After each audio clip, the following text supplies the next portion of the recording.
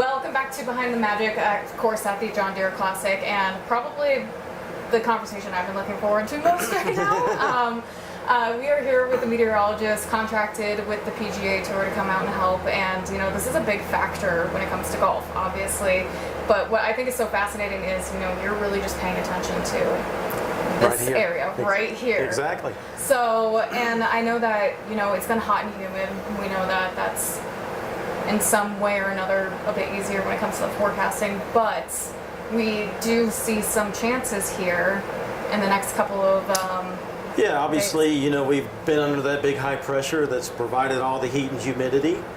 So obviously that's going to start easing away from us as we go over the next couple of days. So that's going to allow us to get more into a more active storm track. So obviously we're already seeing storms, as you can see over your shoulder up in northern Iowa. So overnight tonight, some of that activity is definitely going to come down towards the Quad Cities. So, you know, it could have an impact first thing tomorrow morning. So we'll just have to wait and see, you know, if those thunderstorms hold together or hopefully get by before we start play. So,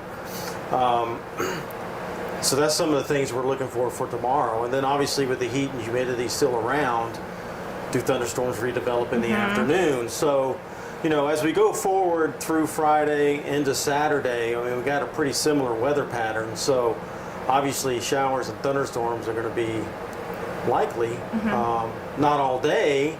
So we're definitely going to play some golf, but, you know, it could have some impacts overnight into the mornings, and then we'll have to see what redevelops again Saturday afternoon. When it comes to decision making on your part, is it just kind of you telling them we're waiting and seeing, or like is there just like a time where they're like we need to call it? Yeah, so obviously lightning's the number one concern. So we want to keep the players and the spectators safe while they're out here. So if I see something developing, I ask the spectators to watch the LED boards out there, because we put up signage to alert them. So if we see storms that are about 2 hours away, we have a yellow signage that plays that basically says, you know, pay attention. And then as the storm gets an hour away, we go to orange. So that puts really everybody on alert out here. And it also gets the evac, the guys who do the evac alerted and to the vans and get that all ready.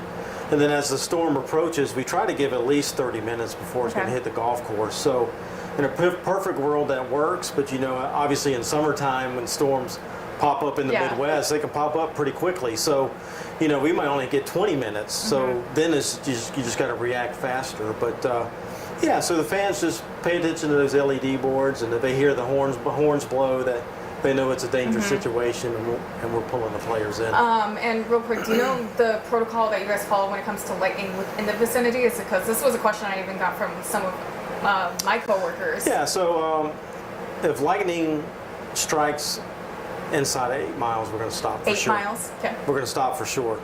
There's some gray area there because, you know, if the storm's 8 miles to our north and it's moving away, well, then we might not stop. But if it's something that's moving towards us, then definitely that first strike, once it gets to 8 miles, we're going to pull everybody in. 30 minutes after the last strike? Well, you know, with all the equipment that I have with radar, lightning detection, I have an electric field meter that measures the electrical charge in the atmosphere. Wow. Using all that technology, you know, sometimes, you know, NOAA has that 30-minute rule, but a lot of times we might be able to get out quicker because my equipment's telling me we're safe right here. Yeah, so, again, you're paying attention to that small So we may push it, but obviously in any suspension out here on the PGA Tour, if it's longer than 30 minutes, then we have to give players a chance to warm back up. So, you know, all right. It'll definitely, it usually turns into at least an hour of a delay in that aspect. So.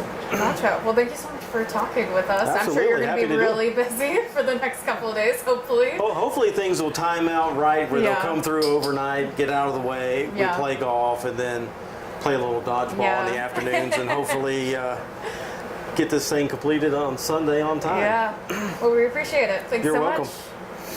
And of course, we're going to have more Behind the Magic here on Newsday app. Of course, you can follow us here. We'll be around until about 4 o'clock when the current starts, and then we'll have more, of course, tomorrow.